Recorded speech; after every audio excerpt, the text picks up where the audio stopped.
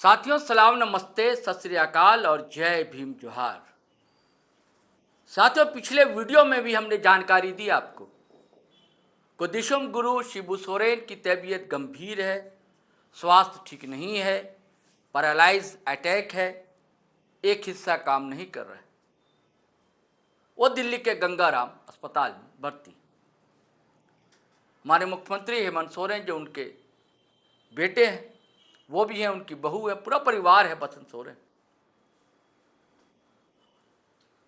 लेकिन क्या राज की सेहत भी ठीक नहीं है, दुरुस्त नहीं है स्वास्थ्य झारखंड का। जब स्वास्थ्य की बात कर रहे हैं, इलाज की बात होती है तो हमें अस्पताल याद आता है। कोई कायदे का अस्पताल यहां नहीं है क्या झारखंड में कि उनका इलाज यहां हो सकता था अपने घर में ही।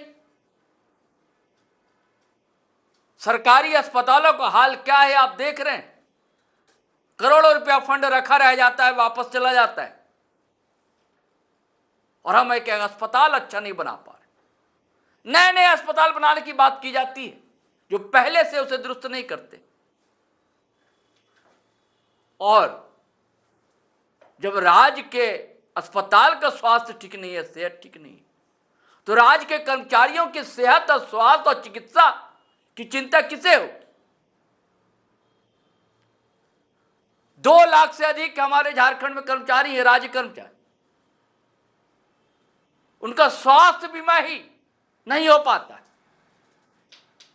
राज्य गठन के 14 सालों बाद स्वास्थ्य बीमा का लाभ मिलने जा रहा था और अब खबर यह है कि उससे भी राज्यकर्मी जो वंचित होने जा रहे हैं। अब फिर जब आप स्वास्थ्य मंत्री इरफान अंसारी साहब से बात करेंगे तो वो यही जवाब देंगे, हम बैठकें करेंगे, हम देखेंगे, हम करेंगे, सबको सुधार रहे हैं हम। सवाल यह है कि 14 वर्षों बाद होना, इस दौरान कितनी सरकारें आई, कितनी सरकारें गईं। कहते हैं ना गंगा में पानी बहुत बह गया, किसी सरकार को ध्यान नहीं आया। अब किसी सरकार को ध्यान आया 14 साल बाद कि नहीं भाई स्वास्थ्य बीमा राज्यकर्मियों का होना चाहिए। लेकिन वो भी चलना था, कितना चले हो, 2.5 कोस, पैर लड़खड़ा रहा है और 3 माह में ही फेल होने जा रही है स्वास्थ्य बीमा। इस संबंध में दैनिक भास्कर में सीनियर है, जर्नलिस्ट है, कॉरेस्पॉन्डेंट है विनोद ओझा, उनकी खबर आई है दोस्तों। मैं आपको उस खबर के हवाले से जानकारी देने की कोशिश करूंगा। 3 माह में ही फेल होने लगी है राज्यकर्मियों की स्वास्थ्य बीमा योजना, यह टाइटल। और खबर में लिखते हैं विनोद ओझा जी, राज्य सरकार की घोषणा के 14 साल बाद झारखंड में राज्यकर्मियों के लिए स्वास्थ्य बीमा योजना लागू हुई। इसके बावजूद योजना लागू होने के 3 माह में ही फेल होने लगी है। यह राज्य के 2 लाख से ज्यादा कर्मचारियों का मामला है। राज्य सरकार राज्यकर्मियों के लिए 59 करोड़ रुपया प्रीमियम की राशि दे चुकी है, लेकिन इस योजना की कई विसंगतियां हैं। क्या क्या दिक्कतें हैं। पहला, कई महत्वपूर्ण अस्पतालों का बीमा कंपनी की ओर से सूचीबद्ध नहीं होना। कई अस्पताल आप जाते हैं तो आपको लाभ ही नहीं मिलता है। कहा जाता है कि भैया आपको स्वास्थ्य बीमा का लाभ हम नहीं दे सकते, सूचीबद्ध नहीं है हमारा अस्पताल। ऐसा कई स्वास्थ्य बीमा योजना के साथ होता है दोस्तों, आपने भी ये परेशानी झेली होगी। इसको लेकर स्वास्थ्य परिवार कल्याण विभाग ने बीमा कंपनी टाटा एआईजी पर 16 अप्रैल 2025 के प्रभाव से प्रतिदिन 2 लाख रुपए जुर्माना लगाने का निर्देश दिया था। दूसरी ओर सूचीबद्ध अस्पतालों में भी सभी बीमारियों का बीमा नहीं है, इससे भी कैशलेस इलाज नहीं हो पा रहा है। वहीं कई सूचीबद्ध संस्थानों द्वारा कैशलेस इलाज से भी इनकार किया जाता है।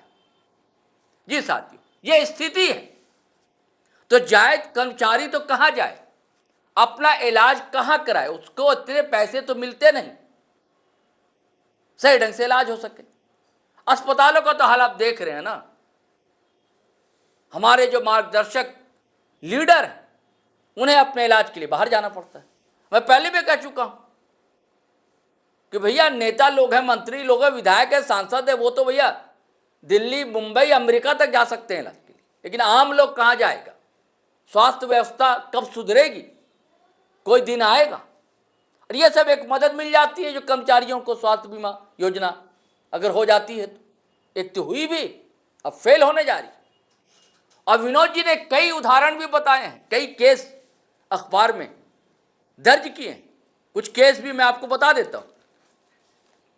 अब एक है सतीश कुमार, प्रशासन पदाधिकारी, गृह विभाग के, नवजात शिशु के कैशलेस इलाज के लिए रांची के एक अस्पताल में आकस्मिक स्थिति में भी नहीं करा सके, इनकार कर दिया उस अस्पताल ने।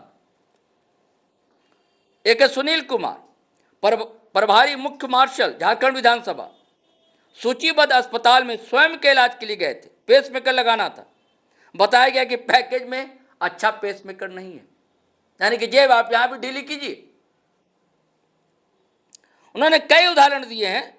एक ST/SC अल्पसंख्यक पिछड़ा वर्ग कल्याण विभाग में प्रशाखा पदाधिकारी हैं पंकज कुमार मिश्रा, पिता बुद्धदेव मिश्र के हृदय रोग का इलाज कैशलेस करने से जिस अस्पताल में गए थे उसने इनकार कर दिया।